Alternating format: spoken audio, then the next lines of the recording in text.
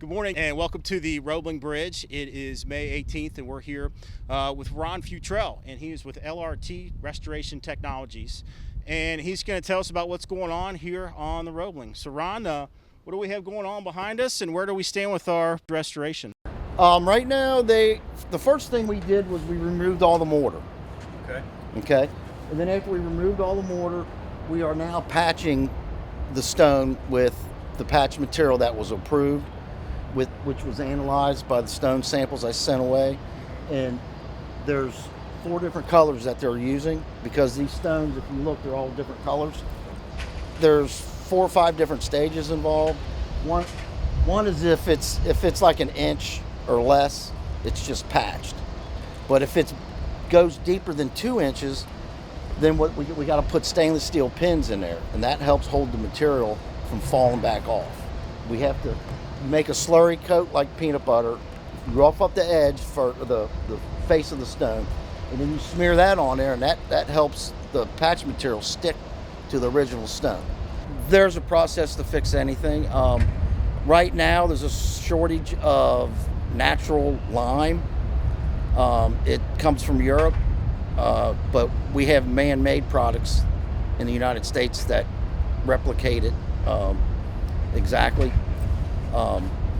There's a volcano over in Europe that they get a lot of their lime stuff from, and right now with the Suez Canal thing that was jammed up, getting some of those materials from Europe to the States is like a 100-day process. So we've submitted other materials that are exactly the same that we put in our mix to make sure that it's the same as it was when they built the bridge. How long does this kind of work really go back historically? Well, if you want to go back to Europe, where they built castles that they're still around 3,000-4,000 years old, a lot of this work was mastered over in Europe. It was brought over here by immigrants, and the techniques are basically, they've been improved a little bit slowly through the years, but they're pretty much the same. I mean, if it's not broke, don't fix it. It took me about a month previously, before the job really started. I had to go back a month before to start prepping for this. I'd submit mortar samples and stone samples to various suppliers, and they would match what I gave them, and then I would come out, and then I would do a mock-up of what we're doing, and then it'll get approved through the proper people. Okay. I submit it, and then it comes back, and then I do a mock-up of it, and then it gets looked at, and then it gets approved. So it's a process that takes about a month, because you got to send your samples. They go get analyzed, and then after they analyze it, they bring it back, and it tells how much lime, how much sand, what type of sand, what size sand, how much mortar was in the original mortar when they built this. And then we go from there. We'll have them mix up a batch that's the same exact thing that's in the bridge, and then we'll use that material. And then you do it in lifts, because you can only do like an inch lift at a time. And then what happens is there's too much weight, and the weight of it, gravity will make it want to fall off. So you got to do it in lifts, and you slowly bring it out past the face. And then we have carving tools that carve and shave the stone so it's flush with the original stone. And then we have carving tools that we carve, because each one of these was hand cut back in the day. They didn't have machines like they do now. And they have carving tools that match the texture and the face of the stone. So you can't even tell, once we're done, you can't even tell if the stone was patched. That's one of the questions I ask my guys. Were you good in art in high school? Or, are you? And most of them are, you got to be able to look and match things that are the existing stones next to it. You should be able to blend that in so that you can't tell. Like if there's certain cuts that they used back with chisels back in the day when they originally cut the stone, we got to match those chisel marks. So we have carving tools that we use, and They're stainless steel tools that there's probably 10 or 12 different shapes because of all the different patterns in that stone. If you look up the very top couple courses, that stone is different than the stone. You can see lines going down this way on some of the stones, and then they're recessed on the edges. Mm-hmm. So each section is slightly different, so it has to be matched by hand. Can you take us back in time and let's just say you were in charge? How in the world would you get something that big up there? Well, they used, if you notice, there's a hole in the middle of all them stones. Uh-huh. See the holes? They're little holes about this big, and they used to take it's kind of like an ice pick, and they carve a hole in each side, and that's when they lift it up on it, it would pinch down onto the stone, and I would use horses or mules with a pulley system to raise them up and then put them in place. But you still have to have at least a handful of guys guiding Yes, it. yes. Making sure the horse pulls straight. Yes, and then you can, if you look at real close at that, you'll see there'll be a hole here, and then there might be a hole an inch over from that hole, which tells me that when they went to pick the stone up, they didn't measure right and it wasn't balanced, so they had to move the hole over, so then when they picked it up, the stone was balanced and went straight up instead of going up on an angle. When this bridge was originally built, actually this tower and that tower were built on the shoreline.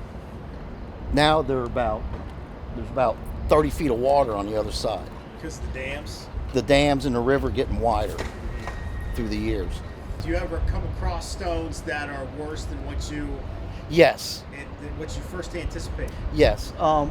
Once you got to sound out the stone, you got to tap on it with a mallet, either a rubber mallet or a wood mallet, and it's like a tuning fork. It'll make a different noise, and you can tap on it and it'll sound solid, and all of a sudden you'll hear almost like a hollow sound, so you know that there's damage behind what you're seeing. I mean, it might look good on the face, but back inside there's something going wrong. So we usually demo it and figure out what we need to do, either a crack injection behind it and then a Dutchman replacement, or pins with stone patch material, and each stone, like I said, is different. It's on an individual basis. We had them shipped, we had them cut into 8-foot long pieces, 4 inches thick and 20 inches high. Okay. And then they came on a flatbed semi truck. And I got 2 loads that came, and I have them over there stacked in the Kentucky side. So how will you get that to where it's going to be in its final resting place? What they do is, see where there's some stones missing at the top? Uh-huh. Okay, while they're getting that prepped, they'll radio down to the saw. I got a saw man on the Kentucky side, and that's where all my laydown area is for all the stones. And what he does is they'll radio to him and tell the size they need, and then he's got a forklift. He'll cut it over there. He'll bring it down the forklift, and then there is a hoist up there, a material hoist that it's able to lift 1,500 pounds, and it's movable. We can move it wherever we need to, right where the stone's going to be placed. Okay. And we got a remote to hit the hoist, and it'll raise it up to where we need it, and then they'll set it. Well, there's I call them scrapers, where you bring the patch material out past the face, and then it's like a giant blade, and you like you're sawing as you pull down, and it brings the texture out of the patch material to look like the original stone.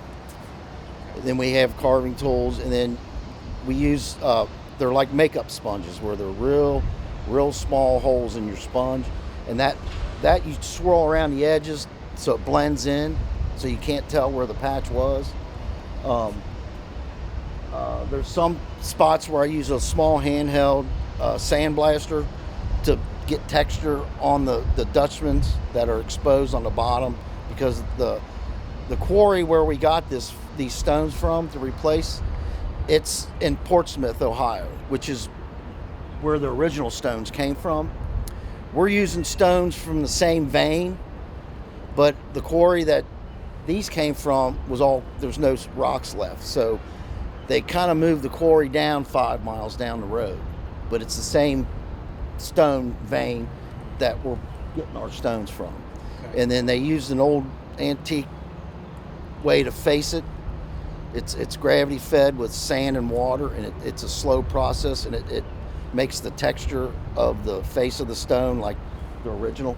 What are the worst things that happen to bridges like this? Is it the changing seasons? It's the weather. It's the weather. You'll go from in early spring. You'll have a warm day, and then say it rains, but then at night it freezes. Well, when that rain sits on that stone and freezes, it expands. And when it expands, especially in the mortar, it'll pop the faces off of the stone because of the freeze at night. And same thing happens in the fall. Most bridges of this age were built with a hydraulic lime mortar, which makes it breathable. Okay. So that moisture has a place to escape through the mortar joints. You got to look at every stone as an individual stone. This stone might be approached a different way than the one next to it. Depends on the condition of the stone. This one might need just tuck pointing, and one might need a Dutchman replacement, depending on the size of the damage of the stone.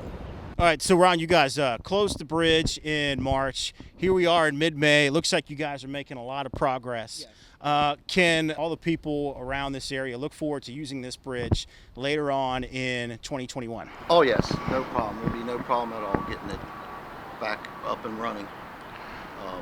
Right now we're working on the 4 most difficult elevations to get those out of the way, to make sure that the bridge will be open in time. There's more work on the elevations we're on now. Once we get that under our belt, it'll be smooth sailing after that.